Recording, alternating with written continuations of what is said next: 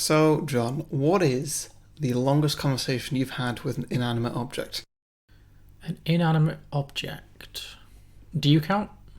But how rude. Well, you don't move that much. Well, that is very true. Yes. It's a common complaint from Louise. Yes. Well, I don't want to delve into your personal life. Aside from you, probably the TV. I live alone. I'm just imagining you trying to line it up so you actually get a conversation back, though. Yeah, it's more not so much the TV shows; it's more the computer games, really.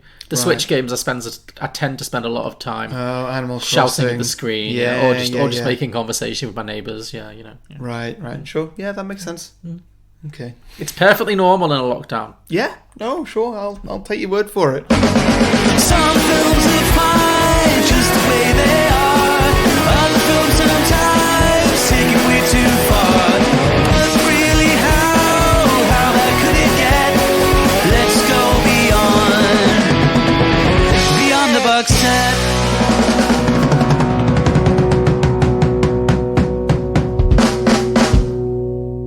Welcome, everybody, to Beyond the Box Set, the podcast where today we are pitching prequels, sequels, and spin-offs to I Am Legend. We'll also be pitching some drinking games and hearing from our listeners with the submissions they've posted on Facebook and Twitter. But first, we're going to talk about some of our favourite moments and give a bit of a plot summary. I am Harry, the host with the most scientific mind. Accurate, yes. You would not rely on me to create a vaccine in this situation. No. I can give you some jokes, but... And joining me as always, it's Patient Zero, John Lucas. Also most likely true. Yes. So part 3 of The Pursuit of Happiness. Yeah. I Am Legend.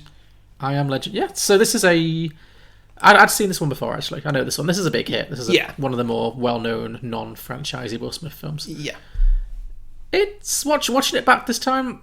It's got its ups and downs.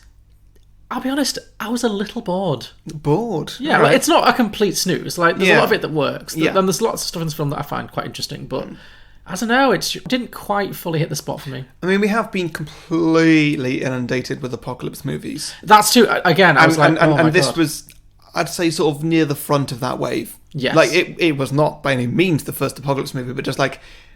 There has been a wave of them over the last 10 years, and this was definitely about the start of that. Yeah, and this one in particular as well. Like, once again, we did our like post-apocalyptic, or our, what did we call it? Our pandemic season? Was it a pandemic season? Yeah, well, we did 2 films. We did we did Contagion and Outbreak. But this one, it gave me those same kind of feelings in many ways. I mean, it's different, and it also it's very like Girl of All the Gifts as well, obviously, which we did recently, and obviously 28 Days Later, which we've not done because it has a sequel, but hugely similar to 28 Days Later in many ways. Yeah, but I think because like the opening of the film, the reason for the virus is a failed attempt to cure something. To cure cancer. Yeah, the film laziest writing. The film opens with Emma Thompson. Like, so was it actually Emma Thompson? It was Emma Thompson, yes. An uncredited cameo by Emma Thompson. Yes. Okay, yeah. I was thinking of her as like off-brand Emma Thompson. No, it was on-brand Emma Thompson. Although she wasn't credited, so does that make her off-brand or just? I don't know. Was she not a big thing? I mean, not that she's not a Will Smith level thing, but like. No, she's a huge. It was a cameo. That's what it was. It was an uncredited cameo. It wasn't like she was just desperate for the work. She just agreed to do the cameo. No, she had 2 Oscars at this point. She's that's what I'm thinking. Like. Yeah. No, it's a cameo. Right. You know, she's the kind of person who comes with a certain degree of respectability. So you can look at Emma Thompson and think, yes, she probably is a world-famous cancer-beating scientist. Yeah, sure. But the movie opens with this cameo of her giving a TV interview, and the interviewer says, "So, are you saying that you've cured cancer?" Yeah. And she goes, "Yes." Paycheck, please. I was like, "Oh, bitch, this is not going to go well." But yeah, it freaked me out a little bit because our current world situation right now, everyone's racing for a vaccine, and when they get one that seems like it works, I don't think they're going to go through every test. So they're going to be like, "Get that thing on the streets, so we can make some money right now." Yeah. So it did. It weirdly, for a film that's quite abstract, you know, it actually, in some ways, hit quite close to home at the moment. So yeah. So what you're saying is 2020 is just the beginning. 2021 is going to be the full-on zombie apocalypse. Well, this film is set in 2020. Is that actually? Yeah, I read it up on IMDb. So the parallels just keep stacking up. So, great. Yeah, cool. We'll see. Yeah, or maybe we won't. Who knows? Yeah. Scary. So, Dr. Crippen, give it to me in a nutshell. Well, the premise is quite simple. take something designed by nature and reprogram it to make it work for the body rather than against it. You're talking about a virus. Indeed, yes, in this case, the measles virus, which has been engineered at a genetic level to be helpful rather than harmful. And I find the best way to describe it is if you can imagine your body as a highway and you picture the virus as a very fast car being driven by a very bad man, imagine the damage that car could cause. But then if you replace that man with a cop, the picture changes, and that's essentially what we've done. How many people have you treated so far? Well, we've had 10,009 clinical trials in humans so far. And how many are cancer-free? 10,009. So you have actually cured cancer. Yes, we have. Okay, now before I get to the plot summary, elephant in the room. Yes. Did you watch both versions? I did, yes. Cool, me too. Good. Yeah, well, that's the other thing. Yeah, when it comes to pitching sequels, we have to decide what film we're pitching sequels to, because the two endings are very different. But yep.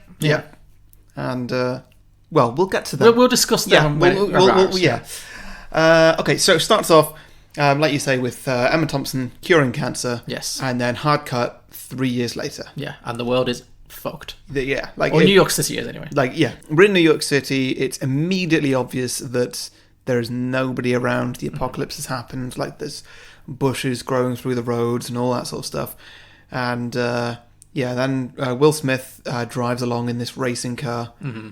He's just doing handbrake turns around the corners and stuff. He's just enjoying himself. He's not smiling. No, but he's just not a lot of smiles himself. in this film. Generally. No, I feel like this would have been the moment to have a smile. Yeah, start with... He's literally just driving a sports car. And it's the only time in the film he ever drives a sports car. It's the only time he ever, takes a minute to do what looks like something fun. Oh, okay, yeah. I mean, he does drive it in other scenes, but not for fun. Maybe it's a different car. But... Yeah, no, it was a very different car. It's like a pickup truck sort of thing. I don't know. They all look the same to me. The one that had UV lights on the roof. Yeah. Okay, fine. What about the sports car was orange. What about the one he used to ram down all the walkers near the end? Yeah, that was that. Oh, okay. Fine. Okay, so this is the bit when he's having fun. Okay, sure. Are you that bad with cars? I just don't care. I know you don't care, but that you can't tell what car is for sports and what's for functionality. They're completely different sizes and colours. I just wasn't paying attention. God, you're weird. All right, sorry.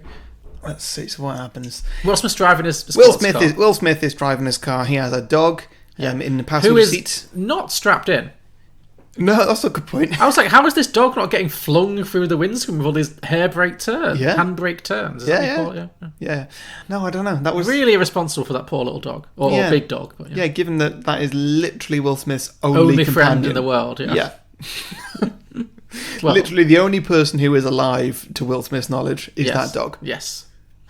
And he's not taking great care of him, to be honest. No, her. Sorry. Well, anyway, he comes across a herd of something. Deer? Sure. I assumed it was from Central Park. Obviously in a post-apocalyptic world, all the deer have just become, they're just roaming the streets. As are apparently the lions and any other animals that we don't see. But I would have liked more of that. But yeah, me too. But so the deer come and there's a bit of and he nearly crashes, but he doesn't, and then he starts chasing them down. He's going to shoot them out of the window. I feel like hunting deer in a sports car is inefficient. Yes, definitely. I assume he's only hunting them for fun, not for meat. Oh, I assumed for meat. Well, because he already I definitely assumed for meat. Well, he might eat them, but I mean, he's not reliant on them. There's plenty of preservative food in New York City. He's not starving. But after he doesn't catch the deer because he lets the lions take it because the lions have a little kitten. Sure, yeah. And then when he gets back to the house, he just feeds the dog pasta with tomato sauce. Oh, I thought that was one of the many signs in this film that Will Smith had gone insane.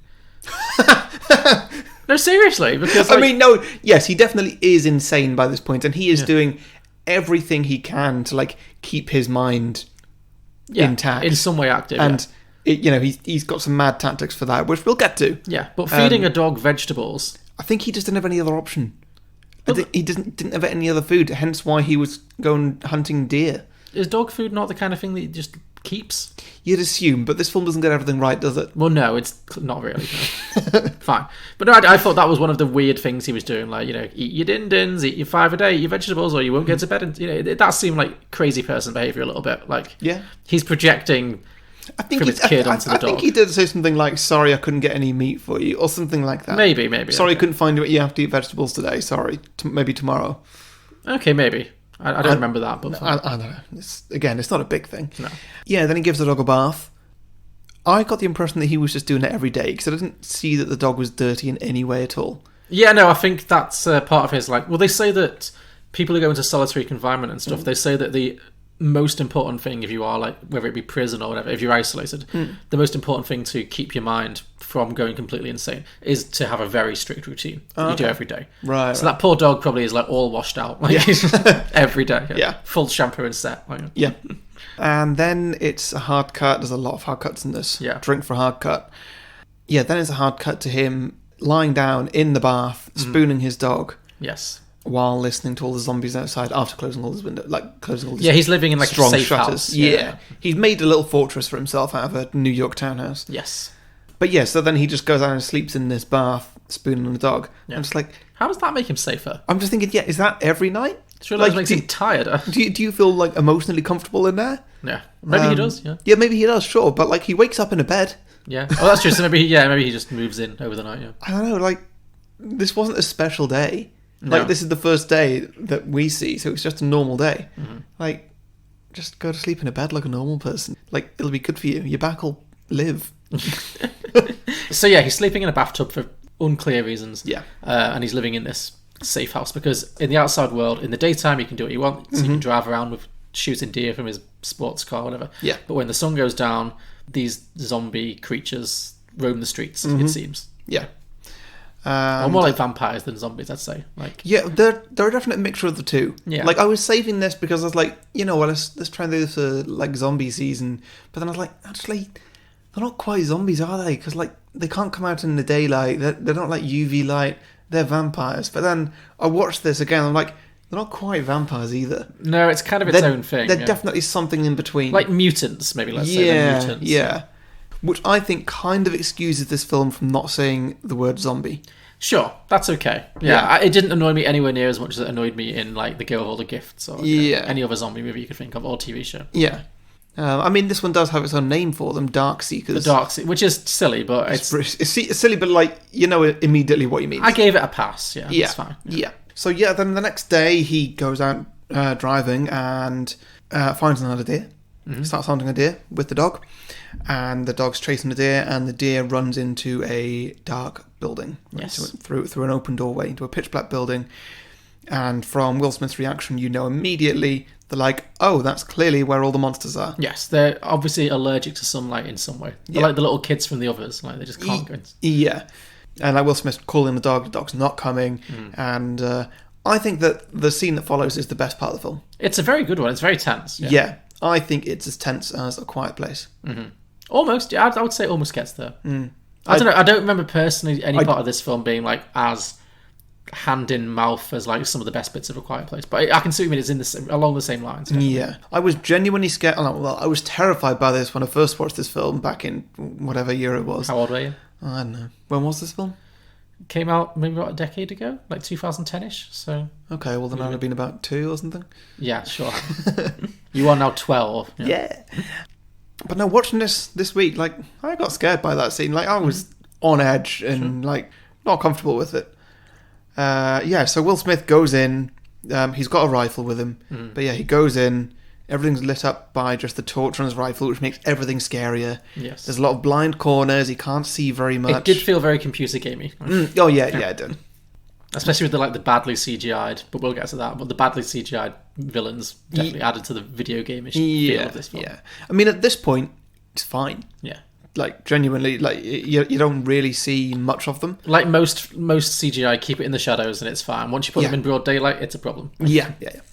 Yeah, so like he's looking for his dog, and yeah, he goes up, and before finding the dog, he points his torch into a room, and he sees just a group of I'm going to call them zombies. Sure. He sees a group of the zombies all just standing in a ring, just like it looks like they're just bobbing their heads. I think they're just breathing really quickly and deeply. Sure.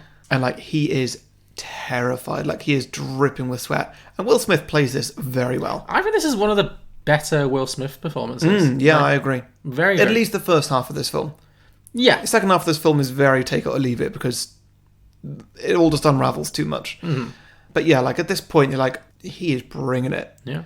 Because, I mean, he literally... I know there's some human characters at the very end, but he really has to carry most of this film entirely on his own shoulders. So, Yeah, so like he backs away very quietly and he finds the dog in another room. It's hiding under a desk. But the dog's like, hey, look over there. I'm terrified. Look over there. Yeah. And then Will Smith looks over there and there's just the zombie just standing there looking at him or something.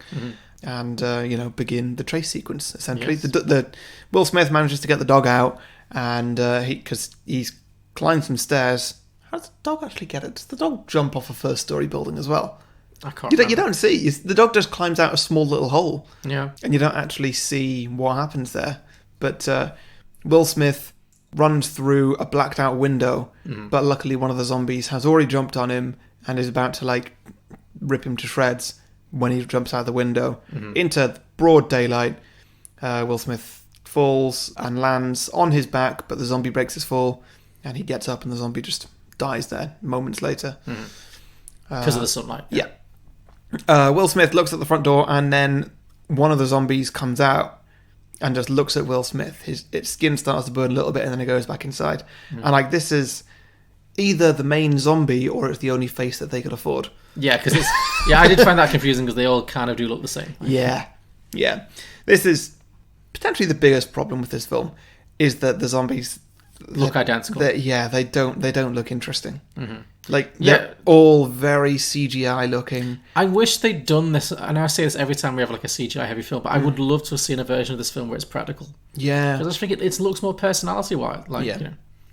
You can get more of a sense of imagination to it. Whereas, these are just like very flat video games monsters, and they really... Time has not been kind to the effects at all. No, it really hasn't. They look like way too smooth. And like even if they just put all the effort on one of the zombies and Yeah. all the rest were just like a CGI mess, then that would have been better. But just like making one of the zombies like the second main character, Yeah. like no, it doesn't work when they're just bad CGI. No, I agree. It's a shame because it does drag a lot of this. Watching it back now, it does drag a lot of this movie down. Yeah. So yeah, then Will Smith sets a little trap. He balances a car off a bridge and sets up a net just by the entrance and smashes a vial of his blood into that net just to be bait, basically. Yes. One of the zombies comes out, what turns out to be a girl zombie with boobs. And she gets caught and Will Smith knocks her out and takes her back to his lab. Which is when we realise that he is a scientist. Yeah. Or at least he is... He's doing experiments on rats initially, and then he gets one of the zombie women. So what he's trying to do is he's trying to experiment to find the cure for this, because these are all mutated humans, these zombies. Yeah. These are people who've been infected by Emma Thompson's failed cancer cure. Yeah. So he's tried it a few times, and the vaccines he tries, they either don't work at all, or they kill the person who's injected. So he's still trying to find one that works. Yeah, basically. Yeah. So he goes back to his lab, and I think that by this point we've had the majority of the product placement, but oh my god. Oh, do you mean like the posters around New York? Yeah, just like, here's the Coke poster, and McDonald's. Yeah, and McDonald's is in the background there. He goes back to the lab, and like, hey, his monitor's got an Apple logo on it. Yeah. And I don't know, I kind of like it in post-apocalyptic movies because it makes it feel more real. Like, in any other kind of movie... Yeah. Like, if it's a rom-com and you see the big McDonald's sign, it conspicuously, you're like, oh, great, But I feel like this, it's like, oh, look, it's the real world, but everything's dead. So I don't know, I didn't mind it so much. Yeah, in the Girl with All the Gifts that we did a few weeks ago. It worked. Seeing Greg's, yeah. Just because it was very British as well, like Yes. W.H. Smith. Exactly, yeah, the very British logos, definitely. It Yeah. helps, yeah. But did you notice, I was going to say this for drinking games, but I don't know. Did you notice there was a poster for Batman versus Superman? Of course I noticed. Of course. I knew this, years in Oh, you advance. said you know what the story is, well, Yeah. obviously, because it's not, obviously, the film Batman vs Superman came out 8 years after this or something. Yeah. But no, it's from another one that was previously going to be made, and then the director, this, but then the director just put it in as a joke. So Yeah. It was good. Louise got very confused by it. Yeah. She was like, "But like, did they organise this with Warner Brothers so that they could make it 8 years later?" I'm just like, no. That's a long con bit of marketing for like a throwaway joke. Like, They've not even made The Dark Knight yet. yeah. Well, the Dark Knight trailer was played in this film. Was it? No, not in this film. Oh. Like before this film. When this film came out. I was going to say, 'cause in this film, I would have kind of believed that. They play Shrek in this Yeah, film. exactly, yeah. No, this was the film that people had to go to see the very first like sneak peek trailer of The Dark Knight, which was obviously a huge deal because it was the first. Yeah. So, yeah. Yeah. Ah, cool. Bit of fact for you. Great. So what else happens? So he's kidnapped this zombie that he's trying to do some experiments on. Yeah. Oh, and we've also, I don't know if I've missed or if it's still coming, there is a point where he goes to a music shop. No, it's not a music shop, it's a DVD store. Is it? Oh, It's sorry, like yeah. Blockbuster. It's all DVDs, yeah. Yeah, sorry, it's just physical discs. I get them Yes. all mixed up. They're all so old. Yeah, he goes to a DVD store and he has set up loads of mannequins there. Yes. Because clearly that's just the place that he goes like all the time, and so they become his friends basically. Yeah. And he's like See- flirting with one of them, and See, I wanted more of this. This was the most interesting part of the film for me. Like, I wanted more of like, oh, he's gone insane. Because I don't know, I felt like it didn't. It had its moments of like. I took this hinting as at like that. a tactic for him to not go insane, as in to like try and fake a social life. Sure, but I think it also went full circle and just contributed to his actual insanity. Because it seemed like he very much was blurring the line between, oh no, these are actually real. Like, you know, later on when the monsters manipulate him into that trap. Yeah. Like, he's not fully compos mentis at that moment. Like, he falls for it hook, line and sinker. Yeah. But I think that before that, like, he's just playing pretend.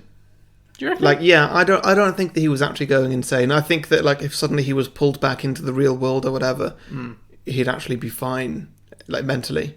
Well, that's it. I think this movie doesn't go far enough with that at all. I think. I agree. I don't know if it's like Will Smith wanting to not be perceived a certain way or whatever, but like, I don't know. I would have liked it if this movie did more with like, he's been on his own with only a dog for company for 3 years and he has gone insane. I would have liked them Because, like, when he eventually meets the woman, like, he's not weird to her. he is a bit, but not as much as you might think. Yeah, only just like he's a bit obsessed with like killing this one zombie. Yeah, or and something. he's got like PTSD for sure, but he's not like yeah. But this bit in the mannequins in the store, I really found intriguing. I wanted to see a lot more. I wanted to see him like moving them around every day, and like when he put them there, and when he made this decision. Like I definitely did think that point there comes later on. I think the next day actually. I may as well get to it now. He's driving around the city and he sees down one of the side streets. I say one of the side streets is where the Avengers have their big battle in 2012. it's a New York City street. Yeah. He sees that standing in front of, like, I don't know, Grand Central Station or something is one of the mannequins. Yeah. And then he gets out and just has a full-on conversation with this mannequin, just like, are you real? Fred! Fred! I kind of get it at that point. And, like, if you full-on believe that these things are just monsters, Yeah. and then suddenly they've done something like that, like, I think that in that exact situation, my first thought would be like, oh my god, is this mannequin actually real? Am I hallucinating that this is a mannequin, but this is actually a real person? Like, I would believe that before I believe that the zombies put it there to trap me. But again, either way, the film doesn't really. Like, imagine if your fish set you a trap. I mean, one day. I'm sure the revenge will come. You have killed enough of her friends. I know, exactly. Yeah. But I would have liked to see more. I would have liked to see more of Will Smith being like insane with these mannequins. Yeah. And I would also like to have seen, I don't know, a bit more of like this idea that him realizing that all these zombies that he thinks have like zero human brain capacity, which is, or whatever it is he says about them. I'll play this like cat and mouse game with him. I thought that was really interesting, but the film didn't spend a huge amount of time on it. No, it didn't. They just kind of set this one trap, and that was kind of it.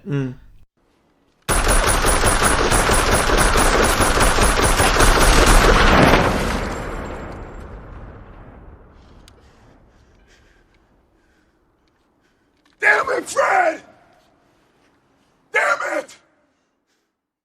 So yeah, they set this trap. He goes up to this mannequin. He shoots it first. Yeah. And it falls over. He goes up to go and inspect it. Meanwhile, shooting loads of windows at loads of surrounding buildings.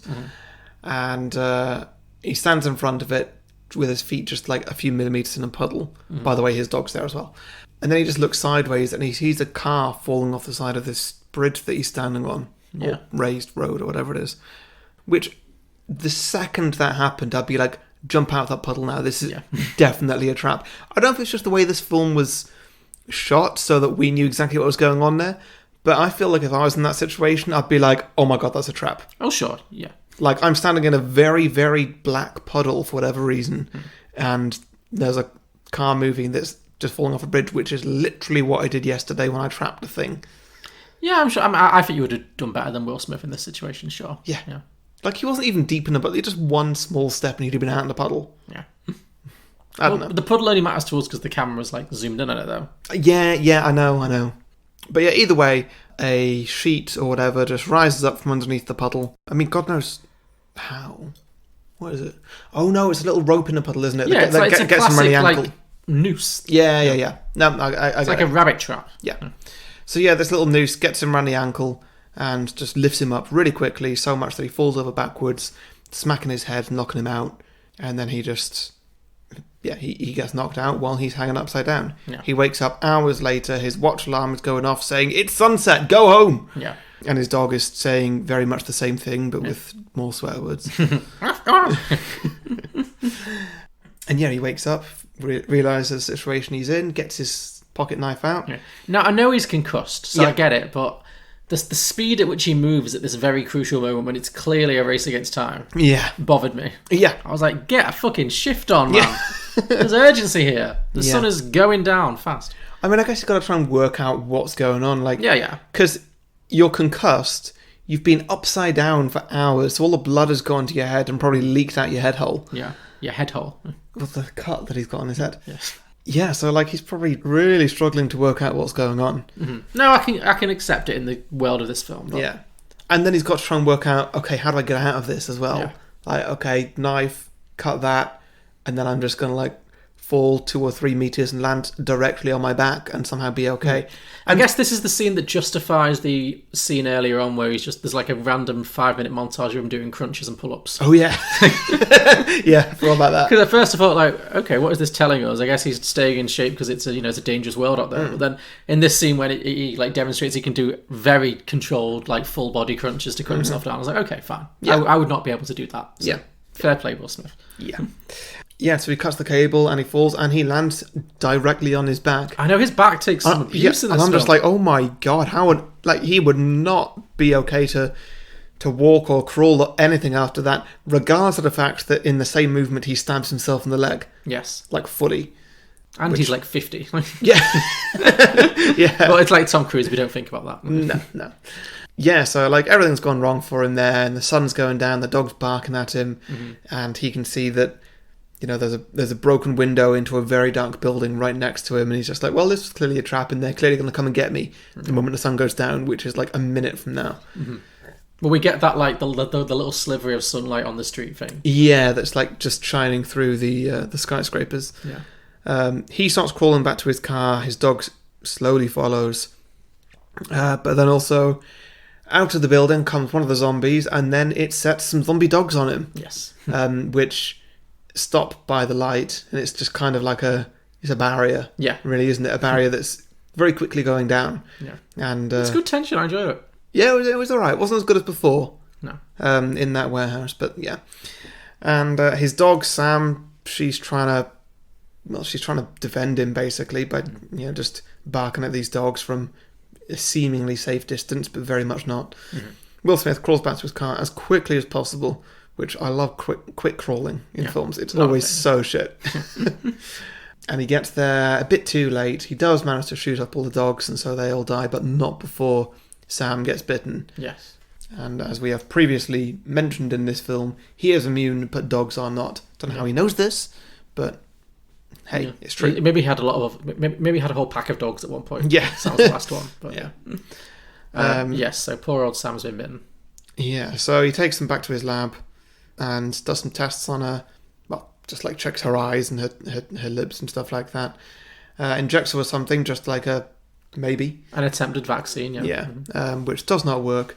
And so, yeah, then he basically gives up, just slumps down on the floor, holding his dog as she transforms into a zombie, and then he strangles her to death. This was, I would say this is the best. Makes it sound like I enjoyed it, but it's the most powerful moment in the film, I think. It's the iconic moment. It's the bit everybody remembers. Yeah, it's very upsetting. Yeah. Like, poor dog. Like, and Will Smith's acting is, because all you see is, because it doesn't actually show him strangling a dog. That would have been like too far. Yeah. Like it just shows like him. You know what's going on. Yeah. He's just got the dog in like a a headlock, basically, and he's crushing its windpipe. And it's just his reaction face while he knows what he's doing, and he's trying to like not look at the dog while he does it. And it's really heartbreaking. It's a very, very good scene. Yeah. Yeah. It's Definitely pretty rough. You're right, definitely the iconic scene from this movie. Yes. Then after that, he, I think it's another hard cut from here, actually. He goes out at night because basically he wants revenge. Yeah, he's like maddened with grief now. His only friend has died. Which is pretty much exactly what the zombies wanted him to do. Yeah, well, I think he's on like a quasi-suicide mission. I don't think he expects to survive. Though, Yeah. in whatever, frame of mind he's in. But yeah, so he goes out in his truck, not his racing car. Yeah. His truck, which is loaded with UV lights on the roof. So, he's turned it into a bit of a fighting machine, but not a lot. Yeah. And he goes out to this spot just by the bridge, which, by the way, every day at midday he goes out there, makes a radio broadcast, and just says, "I will be here at midday every single day. If you can hear me, come and find me." Yeah, it's like on an AM frequency, so anyone can pick it up if they have a radio device. Yeah. But, so far no one has. Yeah, so he goes there in his car and just basically waits for all the zombies to come to him. Mm-hmm. He's also set up one of the mannequins wearing his clothes, so the zombies go and attack that mannequin. Oh yeah, I didn't notice that. Yeah, then he just starts a fight with the zombie. Well, he just like plows into this, like, "Die, you bastards!" And just, drives them off the bridge. Yeah, some of them anyway. He takes out a fair few. Oh yes, but he does not win the battle. No, definitely not. They tip over his car, and just as I'm going to call him the King Zombie, is just about to kill him or rip him out of the car, he gets saved at the last minute by who knows what. But a massive white light. Yes. That, when I saw it, I literally said, "Oh my God, is it God?" Yeah. That'd be an interesting twist to this movie. It was like... It really would, wouldn't it? If it was like Morgan Freeman from Bruce Almighty. Oh, God, that would have been so good. Now, I don't think it's at this exact point, but there's a few flashbacks in this film. They're scattered through... Most of them have happened already, but they're scattered through the film. Yeah, so I'm going to go through them now. Well, it's all just basically a few little minutes in Will Smith's life. He is like an army colonel or something. He's somewhat high up, yeah. Yeah, and even though he is a scientist, so he's like a high up scientist in the army, sure. Yeah. Whatever. He is in a car with his wife and kid, and he's not driving safely. This really bothered me, the amount that he was not looking at the road. That's basically his driving for the entire movie. So. Yeah, because it is one of those scenes where that something is about to go wrong, and it does, but it's not a car crash. No, but it very well could have been. Yeah. His little girl, by the way, played by actual Willow Smith. Oh, yeah. She was not good. He has not given birth to good actors. No, his children are not particularly talented actors, but, oh well. They're in the car, they're listening to the radio, and, Will Smith already knows what's going on and where he's going. And the radio, there's a president's address. Sounds very much like Nixon, I thought. Yeah, a little bit, yeah. And he is saying that, in half an hour or something, he's going to quarantine New York, the island that they're on. Yeah. Is Manhattan an island? I think so, yeah. Sorry, Americans. We're wrong, yeah. No, we don't know. The island of New York, yes, is going to be quarantined, and so basically everybody's rushing to get off the island. That's not how quarantines work. That's the stupid way that quarantines work. You don't tell people you're going to quarantine them. No, you quarantine and then tell them. Yeah.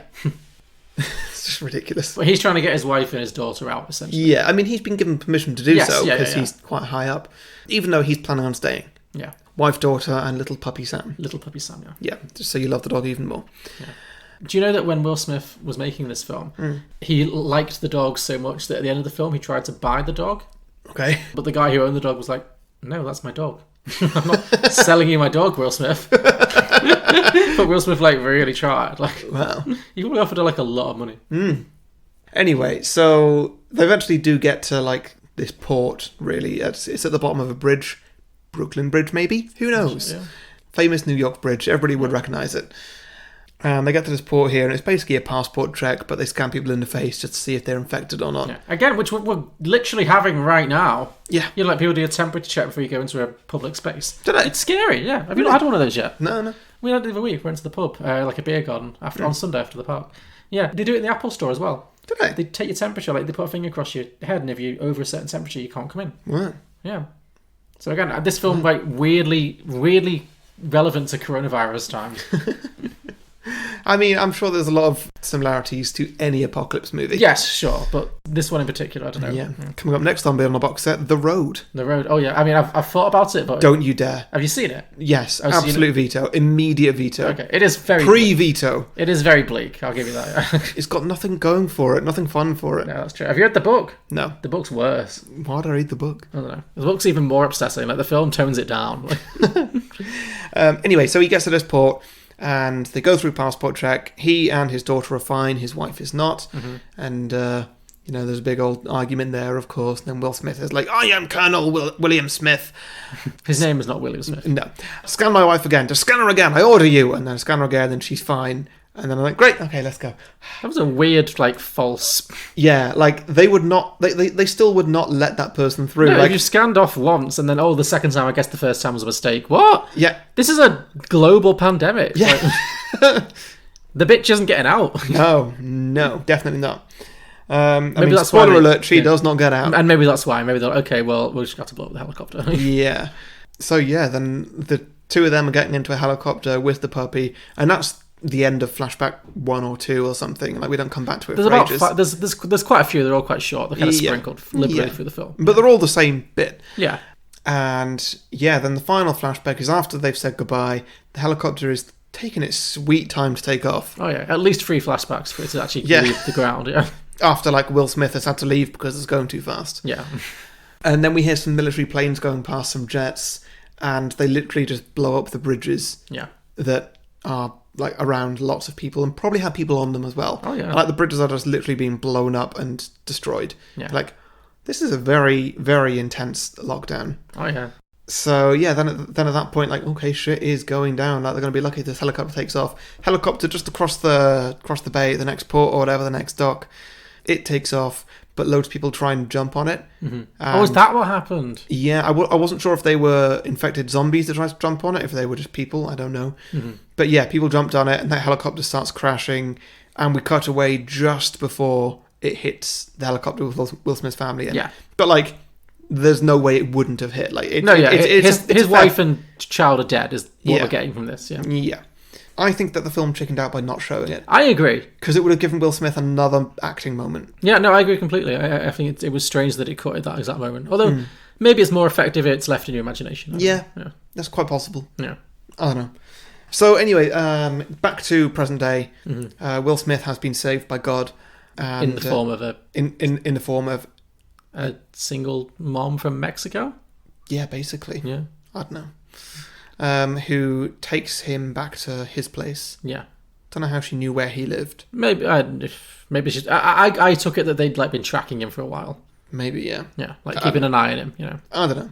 But either way, she takes him back to his place and bandages him up and sews up his leg and stuff like that. And hey, it's all good. Yeah, there's a whole extended Shrek sequence where Will Smith does his audition to replace Eddie Murphy as the donkey. Yeah.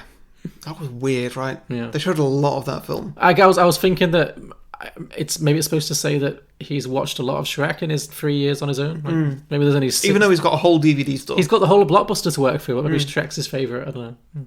But yeah, not much happened really for the rest of that day. I feel like they introduce the additional human characters way too late in the movie because they just don't register as characters. They come...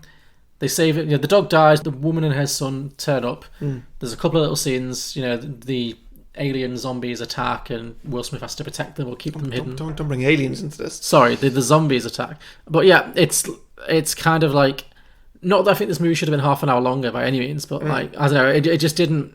Their characters didn't resonate in any way, shape, or form for me. No, not at all. But yeah, so it gets to that night, and I mean, this is the bit that I know best because I watched From Here On twice. Of course, yeah. She puts the kid to bed or whatever into Will Smith's daughter's bedroom that is clearly untouched since his daughter died. So, that's something, I don't know. Yeah. Well, then they go downstairs and they have a conversation about religion. Yeah. Which felt really weirdly tacked on. Mm-hmm. Because it doesn't really come up again. And it didn't come up beforehand. Well, I think this movie has potential religious undertones. So I think maybe it was just putting them... I know, isn't it also more about Bob Marley than religion? Well, there's both, actually. Yeah, we have skipped over the whole weird Bob Marley obsession that... actually, no. Bob Marley obsession is fine. what's weird is that this person has not heard of Bob Marley. And like, you know, at least Will Smith finds it weird too that she's not heard of Bob Marley, but she has heard of Damian Marley. Yeah, I mean, I can't believe you're criticising somebody for not having heard of somebody. Yeah, I'm aware. But no, I mean, it's. I was expecting that. But the fact that that she'd heard of Damian Marley was just ridiculous. It's like, so you've heard of his less famous son? Way less famous son. Sure, yeah, that seems, that stretched it a bit. Yeah, so Will Smith does a whole big introduction to Bob Marley and stuff. By the way, his daughter is called Marley. Oh yes, she was. And I feel like I only knew the one song though. Oh yeah. Maybe they just couldn't afford the rights to anymore. But like the only Bob Marley song I think that's in this film is "Everything's Gonna Be All Right." Like there's so many other good Bob Marley songs. Spread a few out, make it a theme. But yeah, I would have loved some early ones of him like driving through the streets listening to like jamming or something. You know. Yeah, definitely. Yeah, his dog died. It's like No Woman, No Cry. You know? Do them all. Yeah. Yeah, and so then later on they come downstairs and they have an aggressive conversation about God or lack of. And she's like, God brought me to you. God made me find you on the dock. Just like, me talking on radio made you find me. What are you talking about? And so, yeah, like, he's a complete atheist. She's a complete Christian. I don't know. That bit, because it doesn't come up again. It just feels kind of tacked on. And I understand there's some religious undertones. And well, I think it depends on the ending. And I wouldn't be surprised if this film or book was written by a strong Christian. Possibly. Oh, yes, because it is based on a book. So yeah. I don't know. Possibly. Yeah. And then they get interrupted by zombies. Who hate when that happens. Yeah, it's the worst. She runs up to her son, and Will Smith engages the house's defences, which I thought was right cool. Didn't happen for long enough. Oh, do you mean like all the explosions? Yeah, like he turned a switch on, loads of UV lights all around the neighbourhood just turn on, which, you know, they're going to start damaging the zombies, weakening the zombies, whatever. Blows up all the cars. That was cool. Yeah. And then nothing else. No. I don't know what else. He's tapped out. He's like played his strongest cards. I get it, but I wanted more. Yeah, okay. I wanted more. Yeah, and so then it just becomes Home Alone for a little bit. Well, yeah, the zombies break in and he runs up to they escape down to the lab and they lock themselves in his like protected area of the lab with the younger zombie that he captured earlier in the film. Yes, so that's all three of them there, and then this is where the film differs. Yes, this is where we diverge into two different original director's ending and the theatrical ending. Yes, both are bad. One is less bad. I would agree. Which was your preferred ending? My preferred ending is where he survives. Personally, I quite like it when a main character actually dies by the end. I find that to be quite a powerful plot movement. But so the one where he survives, which I think is the better one, is one where it turns out that what I said is the king zombie. Yeah. He has a girlfriend, and that is the one that Will Smith is currently experimenting on. And we see that Will Smith has experimented on a lot of these zombies over the years, where he's been trying to work out his vaccines. He's killed a lot of them. Yeah. And the whole film has led us to believe that the zombies are evil. Yeah. And this is the scene when he kind of realises that they're not evil. No, they're not evil. They're just trying to live their lives. Yeah. Although I wasn't clear on, like, so what, have they never killed people? Well, no, they definitely have, because, like, all the other ones were still trying to kill Will Smith. That's what I thought. But then the king zombie just, like, would give a big roar, and then they'll all be like, oh, no, sorry, boss said. Yeah. So... Yeah, they're both... I prefer this ending as well, but they are both a little bit confusing, because it didn't... Yeah. I wasn't really clear on, like... Because I like the idea that he... Basically, this version makes Will Smith the bad guy in his own movie. You know what? It was a little... Yeah, they do. It was a little bit like The Girl with All the Gifts. Like, they had a decent line in The Girl with All the Gifts, just saying, like, it's not the end of the world, it's just not your world anymore. Yeah, exactly. And that's what this is. It's not the end of the world, it's just not humans' world anymore. Yeah. Oh, no, and this is, like, if there is a Noah's Ark allegory, it's this. It's that, you know, humanity's been wiped out, but this new species is rising again. And now they're the ones who are, you know... Yeah. But tomorrow belongs to them. Yeah. And so the way that Will Smith works this out is because this girl who's on his operating table, who, by the way, he has seemingly cured. Yes. Yeah, his latest vaccine seems to be working. Yes. Which, in this plot line, that goes nowhere. Yeah. Whereas in the other plot line, it actually goes somewhere. So, I don't know, there's pros and cons to both. She has, like, a little butterfly tattoo on her neck. Mm-hmm. And the king zombie, just with his greasy hand, he just makes a butterfly out of the grease from his hand, just on the glass door. Yes. And then this is pretty cheesy. Yeah, it was. And then Will Smith was like, "Oh, She got. That's your girl. Oh, and yeah, they have a whole thing now. Will Smith like injects her with something else, and that Brings her back around. She's like in a comatose state. That puts her back to normal. Yeah. And then he just opens the door, wheels her out. The king zombie's there, like, I'm gonna sniff you. Yeah. And yeah, they all run off. Yeah, the king zombie like cries, he hugs his girlfriend, they have an emotional reconnection, and then they decide to spare Will Smith and they just leave. Yeah, they all leave. Will Smith looks ashamed of himself. Yeah, because he has this moment of realization because it pans over all the people he's killed, and he realizes that he's killed them potentially for no reason. Yeah, so then Will Smith's unhappy, but then he religious girl, and her son, sorry, that was weird. They all just drive off into the sunset. Yeah, they drive off to find the survivors' colony. And end of the film, the survivors' colony that may or may not exist. Yeah. Mm-hmm. It's left ambiguous. And like, all right, okay, that's an ending. Yeah. Is it the ending? Who knows? Well, let's go back a little bit. So, in the other one, the zombies come down into the lab, and Will Smith and what's-her-face, they've locked themselves in the glass room. Mm-hmm. The king zombie is still trying to smash his way through the glass, but this time he doesn't give up. He just keeps smashing and smashing and smashing, like using his head as a thing. Yeah. Even though he's not letting any of the other zombies do it. No, it's just which in this version, what's the reason for that? I mean, he might still be obsessed with his wife. We just don't see it. But they never explain it. True. And then in this one, the glass cracks in a ridiculous way that it makes the pattern of a butterfly. Oh, it still did the butterfly thing? It still does the butterfly thing. And then Will Smith's like, the butterfly thing. Looks down. The religious woman has a butterfly on her neck. Oh my god, there's so much butterfly visualization in this film. I mean, I didn't scan earlier in the film of that version, but I doubt that the zombie had a butterfly tattoo on her neck. Oh, do you think they got rid of that whole plot I'm sure entirely? they probably, yeah. Oh, that's interesting. Because then that zombie that he's cured, he then, like Will Smith takes a vial of her blood and gives it to the religious woman, says, hey, you go and like hide in the coal chute or whatever, because I think that'll probably save you. Meanwhile, King Zombie's just about to break through the glass. Will Smith goes into his drawer, gets a grenade out. You gotta have a grenade, just in case, you know. Yeah. And, just runs through the glass, blows up. Will Smith's dead. All the zombies are dead. Presumably and actually, the religious woman and her son are absolutely fine. Yes. The next morning, they get out, they get in a car, they drive off, they find a human colony, happily ever after. Yeah. They have a vial of blood which contains the cure to the virus. Mm-hmm. So it's a more hopeful ending, I guess. Yeah, it's a more hopeful ending. That's it. Yeah. That is the end of the movie, or that is both ends of the movie. I felt very unsatisfied with both. I agree. They're both very abrupt. Yeah. Because the film on it as a whole is quite slow. Mm-hmm. But then they both just like wrap up in like 10 minutes. It feels like as soon as the dog dies, the film just hits fast forward. Yeah. It gets to a pace that maybe it should have done beforehand, but maybe there just wasn't really that much story to do. Yeah, and it's weird. Like I've seen that films with like alternate endings before, but usually it's like, you know, it's not that significant. It's like, you know, it's the same basic message but with a different, you know, different tone or some different scenes. These two endings are completely different. Yeah, they are, aren't they? And they completely change the whole tone and message of the movie.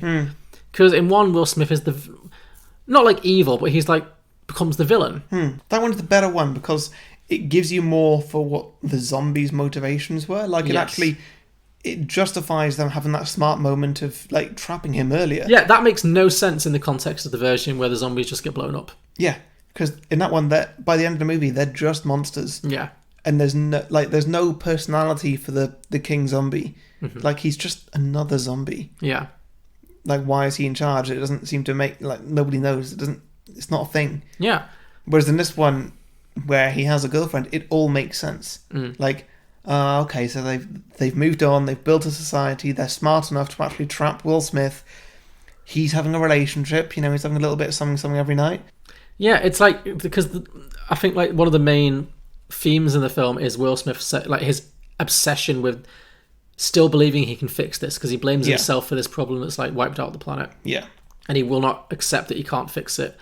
And in the ending where it turns out that the zombies are kind of smart and sentient and they don't need to be cured necessarily, it kind of leaves you with at least this kind of quite powerful message that, he was wrong the whole time. Yeah. Whereas in the other version, it just gives him it makes him into like this Christ-like figure. Yeah.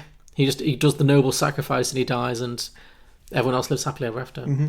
Yeah, it's weird. But also, you say happily ever after. I'm sure we'll come to it in our sequels, but like, they're just in a very, very small community. That is true. It's not happy ever after at all. Like, there can only be like 50 people there or something.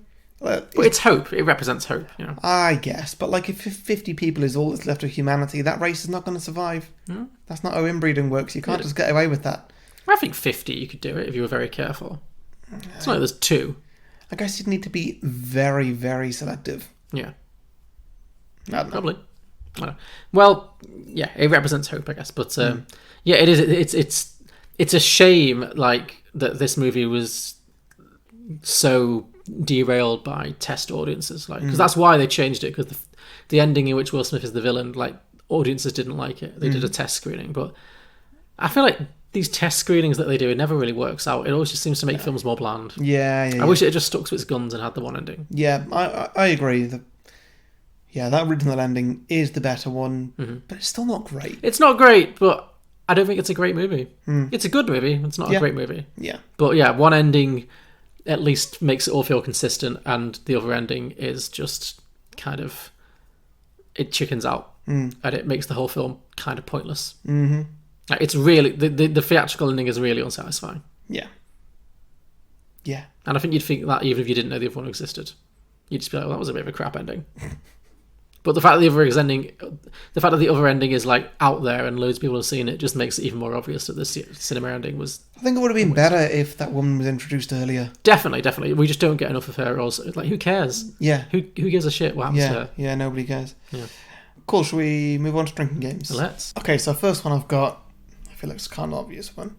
Drink for Bob Marley. Drink for Bob Marley, yeah. Like I said, I could have done with more Bob Marley songs, but... Yeah, a bit more variation. Yeah, there's more than just that one. But yes, it's one of those things that they put in these kind of films to give the main character one interest that is not directly related to the plot, but it's... but it's relatable and, like, quite popular. Yeah, although there is that one really clumsy scene when it seems like it's trying to actually insert it into the plot in a way that's really inorganic, when he's talking to the lady and he's like, well, see, Bob Marley, he had a theory about injecting people with hope, and that's what I'm trying to do. Yeah. But instead of hope, it's a vaccine. It's like, oh, come on. Yeah. No. I reject this. I could have done with that being better, certainly. Yeah. Okay, another obvious one, drink for bad CGI. Oh, God. Obviously, the vampires would talk, or the zombies, whatever they are, would talk about them. They don't look great. The animals, too. The animals look pretty terrible. I didn't think the animals looked too bad. I thought, like, they're not the Lion King. No. Definitely. I feel like the deers, if they kept them moving quickly, it was okay. As soon as they slowed down, it was like, oh, dear. But it still wasn't the worst. Nice pun, by the way, but it still wasn't the worst. No. What's worse? Do you remember 3 Billboards? Oh, that did. Yeah, okay, that was a bad CGI. Because it didn't move. Yeah, and like, it was in broad daylight. And that's recent. Yeah, and this was better than that. Okay, I'll give you that. Yeah. So I think that the CGI for the animals in this, not awful. Okay. And not overused either. No, I guess not. Thought I was on board with it. But it was just a little bit uncanny valley-ish. A little bit, yeah, sure, yeah. But yes, the CGI vampires, no good. No, thank you. No, disappointing. At least there was no CGI dog. Well, there were other CGI dogs, just not that dog. Yeah. Drink for dangerous driving. Sure. He drives like Plenty a maniac. of. He's the last man alive. Yeah. Play it a bit safer. Yeah. And I have problems with the fact that dog, who's his best friend, never gets a seatbelt. Like, can you even put a dog in a seatbelt? Would it work? I don't know about big dogs. I know you can for little dogs. Little dogs, you can get a harness and you can literally strap them to like the vertical part of the back seat. Oh yeah, so their legs aren't even touching the floor. It's really weird. What? So they're floating? Yeah. Aw, it's got to be very uncomfortable for. It looks very cute, but I don't think the dogs like it. No. Okay. But hey, it's safe. Yeah. Well, that's fair. Yeah. Sure. I don't know. Drink for hard audio cuts. Hard audio? Well, how do you mean? There's a lot of like the sounds getting louder and louder and louder and louder. And then they stop. And then it just stops. Oh, okay. There's a hard cut like that. Good observation, yeah. There's a lot of things like, mainly in the flashbacks. Really. Yeah. Oh, you're right, yes, because it doesn't show, like, when the helicopter explosion happens. You're right, yeah. Or like that 3 years later jump, like there's one there, there's that sort of thing. I know what you mean, yeah, okay, sure, yes. So when they ramp it up and then they just cut it right dead in the middle of a major sound. Yeah. Okay. Like, they just push it to that point where you're like, oh, I need to turn the telly down. Mm-hmm. And then it stops. Mm. It's annoying. Yeah, good. My last one is drink for every time the dog gets in trouble. Nice. Like, that dog is a liability. Mm-hmm. It's a great dog, but it's clearly not well trained enough. Like, it runs off so often in this film. Yeah. I mean, I am just like picturing this film, but with my dog instead. Oh, she wouldn't last 5 minutes. And I would never let her off the lead. No. Never in a million years. I don't think this dog's ever seen a lead in her life in the film. That's it. He's had 3 years. Get that dog trained. What else have you got to do? Yeah. That dog should be like, every command should be like boom, boom, boom, like instant. Yeah. Last one I got, drink for landmarks. Oh, of course. Well, none of which get destroyed in this film. No, I guess they've already kind of been, if not destroyed, but like overgrown. Yeah. I mean, in like 3 years, like the Statue of Liberty wouldn't be like covered in vines or something. True, yeah. And this film's not big enough to like knock over the Empire State Building. Oh, they do blow up the Brooklyn Bridge, or whatever that bridge is called. Yeah. Bridge. Yeah, that happened in the flashback. Yeah, there is actually some landmark destruction. Yeah. Cool, okay, that's Drinking Games. Before we do our sequels, listeners, we always do like to let you know that if you've enjoyed this episode, you might feel like supporting us on Patreon. Mm-hmm. We have just made a major purchase using our Patreon money. You'll find out more about that in the next week or so. Mm-hmm. Hopefully next week, but who knows. But yeah, if you do feel like... we need your money more than ever. Yeah. Pardon? We need your money more than ever now because we've blown it all. Yeah, definitely. We are pretty broke. So you can go to patreon.com/beyondtheboxset, and there you can support us for as much or as little as you want. We do a pay-as-you-feel service. It's not tiered, so you get everything no matter how much you pay. Mm-hmm. Nice and honest and all above board like that. Weirdly, when I say that, it makes it sound like a not. scam. Yeah. We just need your date of birth, your mother's maiden name, your sort code. So you can submit all those things at patreon.com/beyondtheboxset. If you do, you get a few bonus features. Mm-hmm. You get the bonus show where we review films. We just did Independence Day. Yes. That was a right good time. And very soon, cinemas are going to be reopening, and we're going to have all sorts of things to do. It's really exciting, yeah. But in the meantime, any requests for films you want us to do that we wouldn't normally do on the main podcast, send them in. We'll do them on the bonus show. Yeah. Or, if you're a Patreon, you can send a request in for the main podcast, and hey, we'll do that. Yes. And you can even guest if you want. Mm-hmm. We've had some excellent guests over the years. It's been fun, yeah. Yeah, loads. And what else do you get? You get an exclusive Facebook group, and I'd say the biggest thing of all, you get extended versions of the main show as well. Yeah. Which, always worth just the extra little 10 minutes.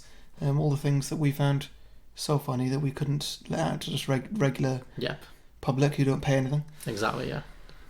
I think that's everything. Yeah, that about covers it. Great. Let's see, Alex. What do you think of Jaws, which is at 97% Rotten Tomatoes? I find it to be anti-shark propaganda. What do you feel about the Entourage movie, which is at a meager 33%? I think they finally got Hollywood right. How about It Follows, 97%? Worse than your parents giving you the sex is evil talk. How do you feel about Juno, which is at 94%? That would be a movie that celebrates a teenage homewrecker. How about Bewitched at 25%? Best television adaptation ever put to film. How do you feel about American Hustle at a towering 93%? Overwrought awards bait. Righteous Kill, 19%. The movie that Michael Mann wishes he had made when he created Heat. Sounds about right. I'm Julio. I'm Alex, and we are the Contrarians. As you can tell, our thing is that we rage against the Rotten Tomatoes machine. Regardless of what we really feel. Find us on Apple Podcasts, SoundCloud, Stitcher, TuneIn, Facebook, Twitter, we're everywhere.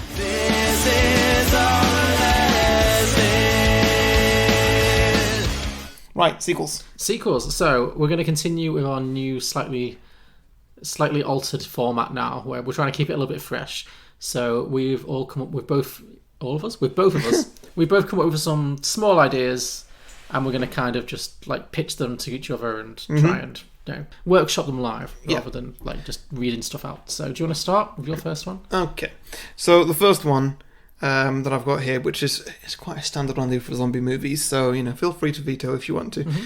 I've got it here that the virus was actually confined to North America initially. Oh, so the rest of the world's okay? The rest of the world successfully quarantined away from it. Sure. Is that the right phrase? America was isolated. Yeah, that's what I'm looking for. The borders isolated. were shut. Yeah. Like, does that include like Canada? Like Canada shut its borders? I'd say Canada went down. Oh, Canada went down. Okay, so that whole continent is gone. Canada's gone. Probably Mexico as well, but like Panama or whatever, wherever it gets really thin, just the border between South America.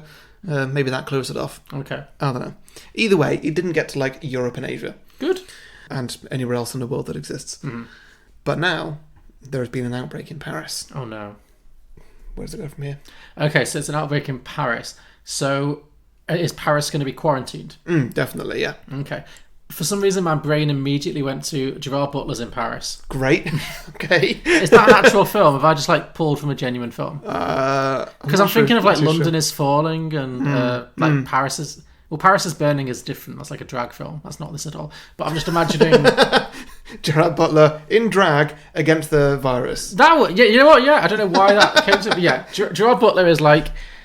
Paris is... I wouldn't put it past him. I wouldn't put anything past Gerard Butler. He seems like he's game for anything. Yeah. He's not great, but he's good fun. Yeah, I think that's the secret to his career. He'll just do it, you know. Yeah, so Gerard Butler is a very successful Parisian drag queen. Yeah. And then, the virus hits and it's, but he's also Gerard Butler, so he's like, beefy. Yeah. So it's like, he's got his action movie star. The night that the virus hits, it happens to be a night where they were doing a themed drag of zombie drag. Oh, okay. So they're prepared. Yeah, so Gerard Butler and his fellow drag queens, they all happen to be dressed like zombies already.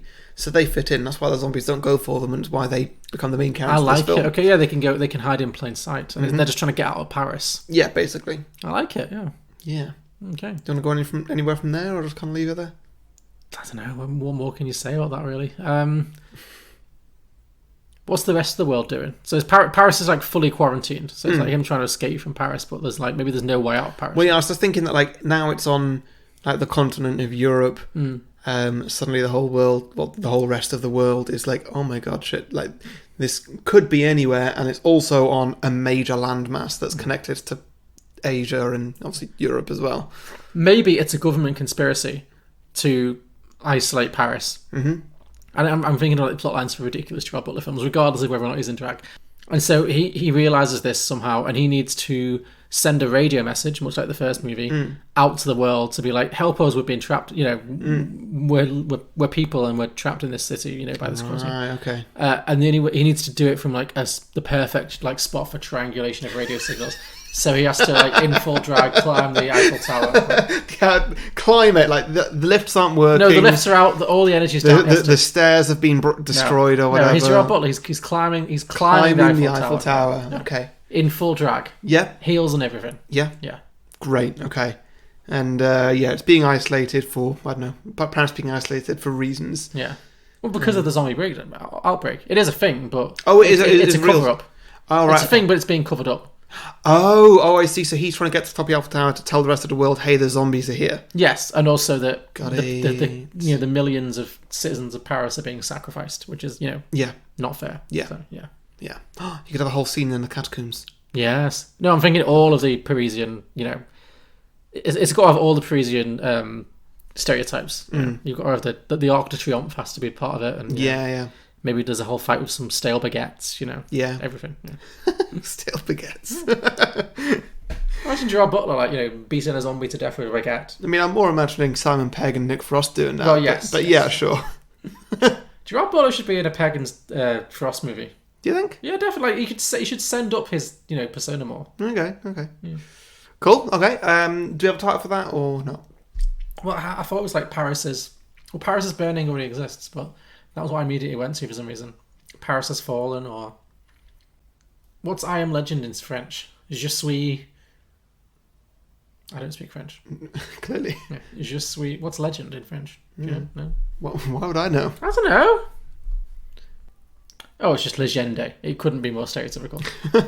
So great, yeah. Je suis Legende. Featuring Gerard Butler. Great. In drag. Very good. Okay, yeah, so my first one is based on... Again, I was looking through IMDb, and this film apparently was never going to have a sequel, but it was, I guess because Will Smith dies at the end of the version that everyone saw. But there was a prequel mooted for a while. And it got lost in development hell. But one of the details that I thought was really funny was that the plot for one of the proposed plots for the prequels was an infected elephant escapes the zoo. So, I can't believe that never got made. It sounds like a 30 Rock episode. It does, it really does, yeah. Like, I Am Legend... Because we do find that animals can be infected by this disease. Yeah. There's dogs and there's, the lions and the deer seem okay. They're just regular lions. That's true, yeah. But certain animals, yeah. So I do like that idea. And again, I feel like it has to star Gerard Butler. If there's and Why? I don't know why this Why are week. you I've really not going seen for him? I've not seen him in anything for ages, but he just popped into my head. Go for The Rock or something. Like, I don't know. I feel like the more ridiculous you go, like The Rock's even above that, maybe. But like, yeah. So obviously New York is abandoned, or maybe it's like earlier on into the pandemic. So like, not everyone's dead yet. yeah. But obviously, you know, we assume the lions escaped from Central Park Zoo. Is there a zoo in New York? I don't know. There must be. I feel like it. I feel like there's a zoo in New York. Central Park Zoo sounds like It a sounds thing. plausible, like it's a thing. Yeah. Yeah. Anyway, yeah. So if those lions escaped, maybe some elephants did as well. Mm-hmm. And so maybe there's like a maddened elephant that's just racing around, you know, but it's infected, so anyone it like stomps it also becomes zombified. So. Yeah. And then, you know, Ivory Hunter Gerard Butler, who just happens to be in the city at the time, has to hunt it down, take it down. Sure. Yeah. I thought of a better person for it, actually. Instead of Gerard Butler, I've forgotten his name, though. He's in a lot of Taika Waititi films. He was Jermaine like the lead... Clement? No, he was like the lead wolf in What We Do in the Shadows. Oh, the Australian guy? Yeah. Well, obviously, sorry. Or the New Zealand guy, yeah. What's his name? Rhys Darby. Oh, Rhys Darby. He's not really famous enough, though. That guy. Yes, I recognise him, but he's not all that famous. Okay. I just feel like he could tame a zombie elephant. I guess. Well, maybe, I guess because in the grand tradition of, like, Crocodile Dundee. Yeah, that's kind Like of an what I was thinking. Australian outback guy. Yeah, that's really what I was thinking. Okay. Oh, that could be fun. Yeah, it could be like, yeah. Okay, an Australian outback guy who maybe he's in New York at that time, you know, before the pandemic hits. Yeah. To do, like, a presentation at the zoo about, you know, poaching animals and stuff. Or, you know, maybe he's like an ethical poacher. Like, he doesn't actually kill them for ivory, he just hunts them down. Yeah. To tag them and, like, you know. Should track them, make sure they live their lives Yes, well. exactly. And then the pandemic hits and he has to poach for real. He has to go all the way through the streets of New York City, which is semi-abandoned in the middle of the pandemic, trying to bring down this rabid elephant. Mm-hmm. That could be pretty fun. Yeah. I go with that. I'd like a scene where he's trying to track the elephant through a subway. Yes. And it's just like trying to squeeze through all the pipes. Yeah, exactly. The subways. Yeah, the movie like tries to make it all like very suspenseful, but actually what we're seeing is ludicrous. It's like it's an elephant. You can't be suspenseful with an elephant. Yeah. It's really hard to miss. Yeah. The zombie elephant. Yeah. So that was I Am Legend 2 Ivory Hunters. Nice. Nice. Okay. And let's see, what have I got here? Okay, so the religious woman and the son, they make it to the settlement and they settle in. This is the one where Will Smith's dead? Yeah. Okay. But a few days later, another vehicle turns up. Okay. The door opens and out walks Will Smith. Oh, he lived? He survived the grenade blast? And at first, they run to him and they hug him or whatever. And he looks very confused by this and doesn't say anything. Has he got a twin? Car door opens and out of it comes the religious lady and her son. They've cloned themselves? Both endings are real. Ooh! So there was some kind of like time split moment. Yeah. Okay, like it. Yeah. Where do we go from here? Okay, so there's only one Will Smith because the other one's dead. Yes. But there's two versions of the woman and the son. Yes. So what is the moment? I guess it's because there's an explosion before he blows himself up, isn't there? When the monsters attack, doesn't he use a? Doesn't he blow up his? There's the car bombs. The car bombs, yeah. Yeah. Maybe like in that moment, something happened where there was a hole in the space-time continuum. Sure. Yeah. And it caused the timeline Well, like to diverge. he's a scientist, isn't it? And this film's not above like, oh, it's a science explosion. Yeah, sure. So- Or maybe this is why the zombie monsters seem like they live in a different plane, of reality, because they're, maybe they're not actually evil mutants. They're actually, maybe the experiment with the cancer treatment caused this weird rift in the space-time continuum. Are they stuck in the middle of it, so they're not quite fully human either way? Well, I'm thinking they think they're the humans, and from their perspective, Will Smith and they're the... Oh, that's interesting. So it's like a perception thing. And then maybe something about that final battle caused yet another instability, and it actually did cause Will Smith and the mother and son to fully split between the two different realities, and now they're being brought back together. Right. Yeah. So okay. maybe like this rift is becoming more and more unstable, which is causing all of this doubling up, and they realise that if they don't find a way to fix it soon, more and more people are going to look the same and have the same weird CGI face. well, that, but also like if they don't fix it soon, it'll be like the universe will eat itself. Right. Okay. So it just goes full sci-fi. Yeah. Yeah. Yeah. And they need to figure out a solution. Okay. Yeah. I like it. And so then Will Smith basically has a new mission. He's not just saving the world from zombies. Yeah, this is a classic Will Smith action. He's got to like literally. He's like, oh my god, the zombie apocalypse has happened and the world's about to end. Yes. Also, all of this exposition that I've just been through should be delivered by Simon Pegg as a mad scientist survivalist. Yeah. Sure, yeah, that definitely fits. Yeah, great. Okay. Cool. Do you want to go on with that, or? No, I feel we've taken that. I think that pretty much covers it. We know what that is going to look like. Yeah. Okay. Have you got another one? I've got one more. Yes, that's one sure. more. Yeah, me too. This is probably the most serious one, so maybe not the right one to end on. But I was thinking about the. I've got another one. So. Okay, fine. I was thinking about the mannequins, which is that whole plot line's really interesting to me. Like this, they were alive the whole time. I've not done a Toy Story. I did consider doing a Toy Story thing, but no. Okay. But what I did think was like, what caused Will Smith to start doing this thing where he's talking to mannequins and he's like flirting? That would really be something, wouldn't it? If that mannequin was real and it just walked out to like Grand Central Station by itself, and it wasn't a trap. No. That would be interesting. That would be something, yeah. That's not the thing I've gone for, but no. I feel like sometimes we rely too much on Toy Story, so I didn't want to go down that road right now. I feel like we've not done Toy Story for probably a couple of years. We probably did it just like 3 times right at the start or something. Yeah, we'll probably do another Toy Story, but that's not what I've done in any event. No. Okay, so what I'm thinking is a midquel, so not a sequel, like a midquel between like the flashbacks and the scenes in the present day. So it's like after Will Smith's wife and kid die, and the pandemic has hit New York, and he's trying to survive, but he's not the last survivor yet. There's maybe like in the other one with the English people, maybe there's like 10% of the population still left. Yeah, but people are getting killed off every day because the night crawlers are just increasing in power and numbers as time goes on. And so I'm thinking that in this one, Will Smith forms a gang of survivors. Maybe they're all like ex-army types, or ex-scientists, whatever. So he's got this gang of survivors who are like, they form this tight-knit group, and it's like The Walking Dead. They're just trying to like, survive each day, figure it out. And what I'm thinking is, one by one, all of the others are going to get killed by the night crawlers, or the light seeker. What was it? Dark seekers. The dark seekers. One by one, they're going to get killed off by the dark seekers. I just can't make that stick. I'm sorry, it's a terrible name. Let's call them zombies. It's fine. Let's just stick with zombies, yeah. So they're getting killed one by one, and every time Will Smith loses a friend or a fellow gang member, as a way of working through his grief and paying tribute to them, he decorates a mannequin in their clothes and puts them in his favourite store. Okay, yeah. Because maybe that's like their hangout, all the survivors, yeah. And as the movie goes on, one by one, the others get killed until Will Smith is left alone. Right. And everyone he's ever loved is represented by a mannequin. Yeah. Even like maybe a mysterious, sexy female who he like never really got to get to know, but she was killed too soon before he could really talk to her. And she becomes like the one who he's trying to get up the nerve to ask on a date. Right. Okay. And then there's also obviously going to be Fred, who's maybe like his best friend for most of the movie. Yeah. And they're all wearing the clothes of the people who've been killed, so it's like nice. And that's explains his insanity. Can we have a post-midquel where there maybe is a post-credit scene to this that you've just pitched, right? Where basically he does ask this girl out on a date, and she says yes. She becomes alive again, yeah. I wasn't going to say she becomes alive. Okay. But just like he then goes out on a date.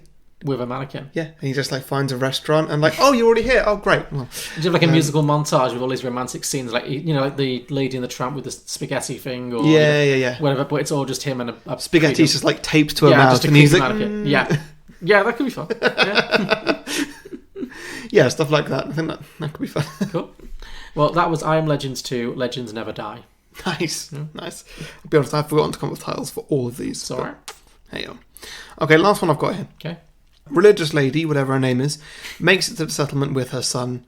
This is in the Will Smith is dead universe. Will Smith is dead. I'm not doing a double this time. Okay. And hands over that vial of blood to the leader of the settlement. Let's say it was Brent Spiner. Sure.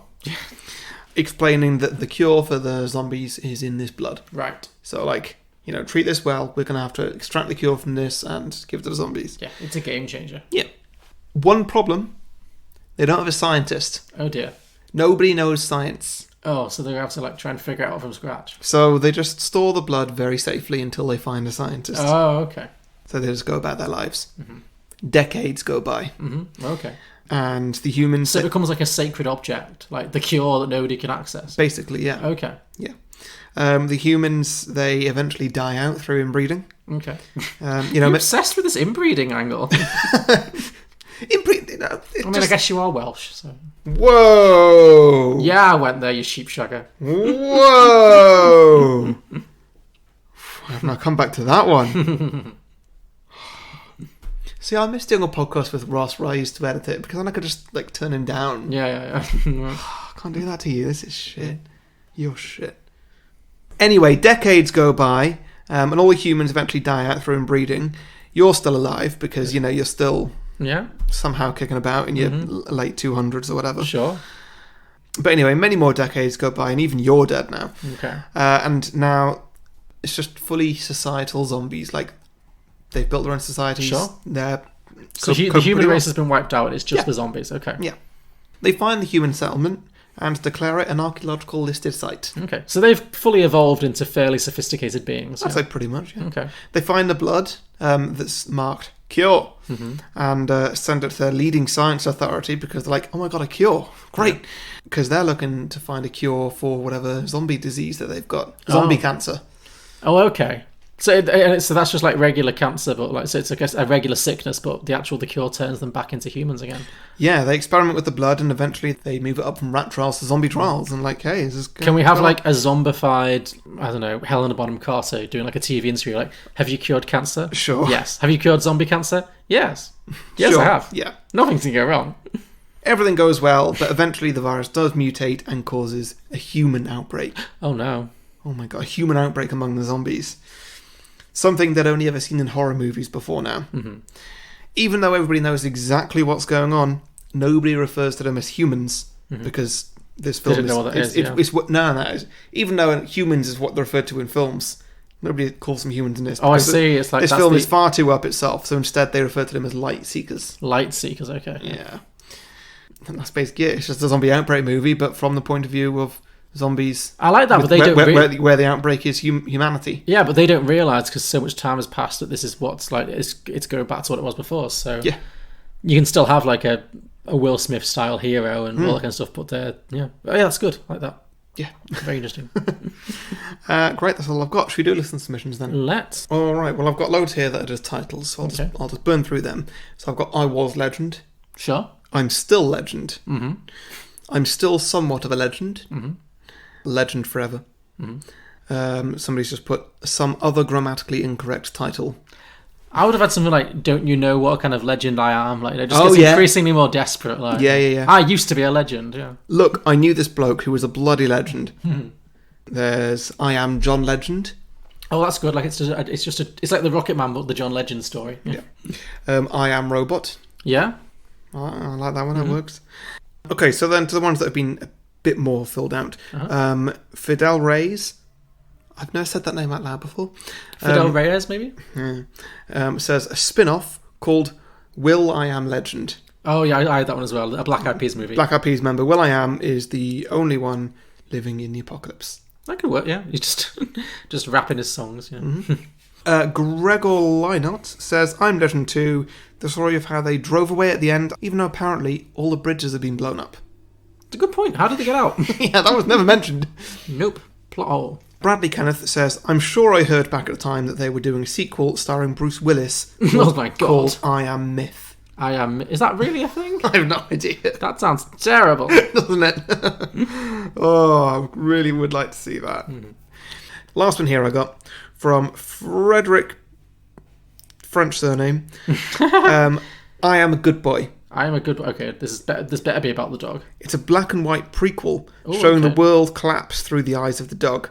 It's a silent style movie with music and a text sequence showing only what the dog understands. Oh, okay, I like Black that. and white because the dog's colourblind. Yes, dogs. Although apparently that's not true. Apparently dogs can see some colours, but I like that. That's good. So yeah, it's just only from the dog's point of view. Cool. It'd be like those Simpsons episodes where you see through Santa's little helper's perspective. Okay. I mean, the end of the film would be tragic. Oh yeah, it'd be. Oh god, yeah. The last thing you see is him looking up at his owner, and then like the mist descending. Yeah, like everything just goes red, and then just suddenly he strangles her. Oh, that's so sad. Actually, I don't want to watch that at all. It's horrible. It's very upsetting. But grim, isn't it? Yeah.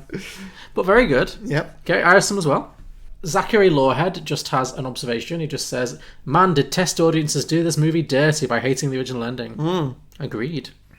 Ben Armstrong said, 12 angry vampires. He's put on trial for his crimes. This is Will Smith. And the vampires have to decide his fate.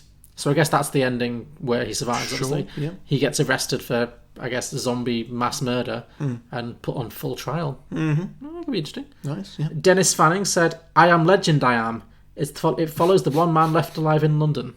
Okay. I guess that's Dennis Fanning's idea of an English accent. I don't think I did it justice. Brandon Bulk said, Something like... Was that Doctor I am Who's legend, film? I am. I don't know. No, what was that Doctor Who's... That's a very American though, but I know what you mean, like green eggs and ham. Yeah. Yeah, Sam I am. Yeah. Sam I am, yeah. Yeah. Is that something to do with that? Or... I don't, that's not British, I doubt No. so, but that could also be a thing. I'm just trying to work out what he's doing there. I don't know. I think he's just trying to like approximate a Cockney accent in text, but I don't think I'm delivering it in the way he intended. So, probably my fault.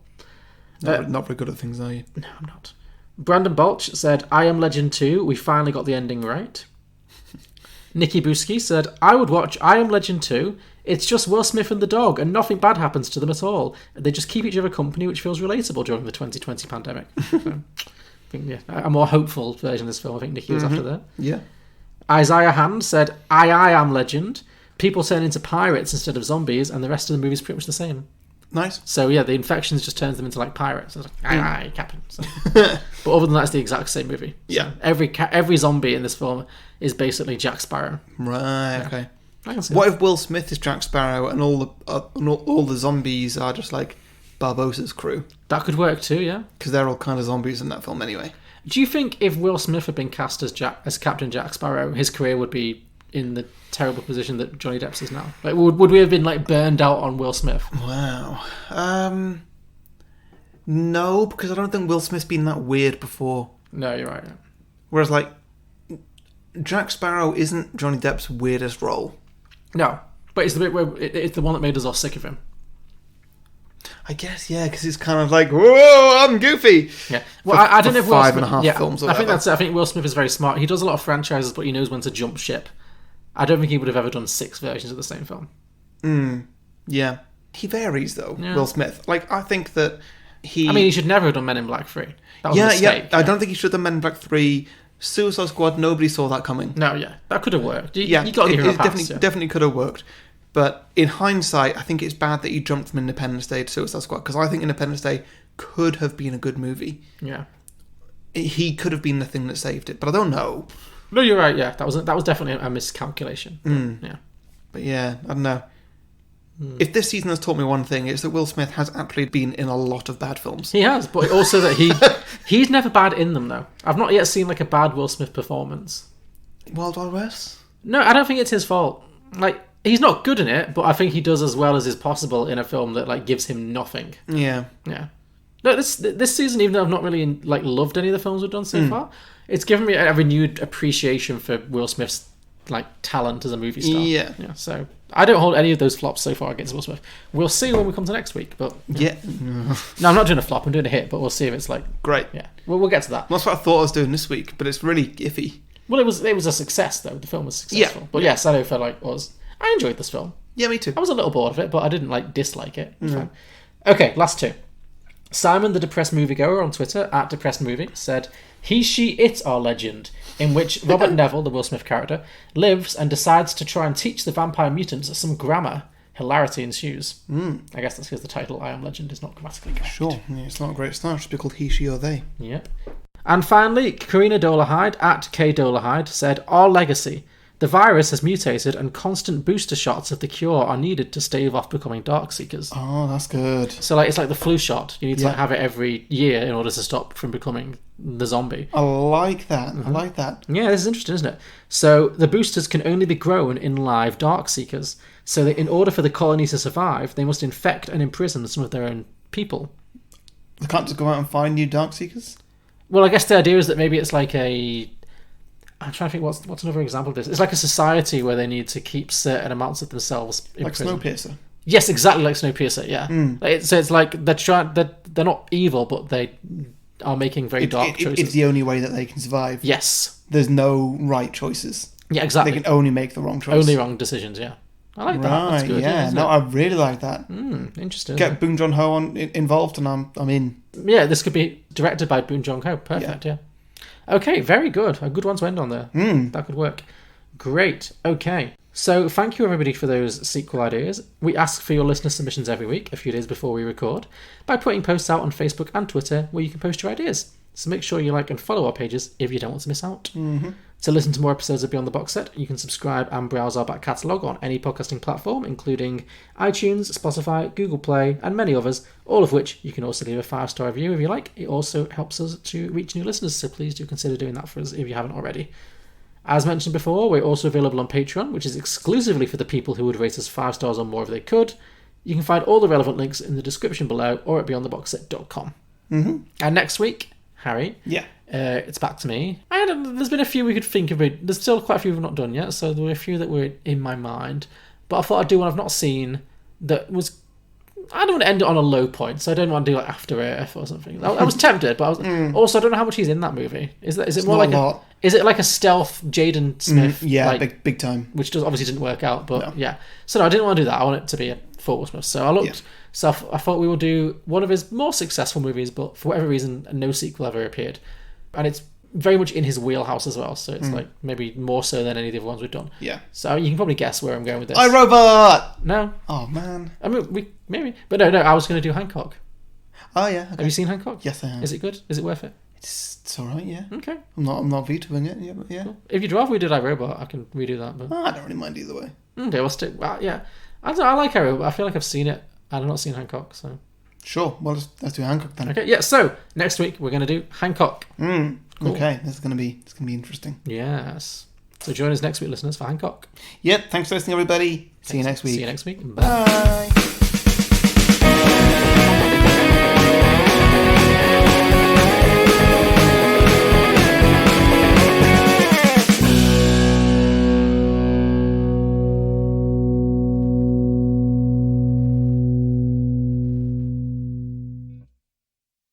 So you have actually cured cancer. Yes, yes. Yes, we have.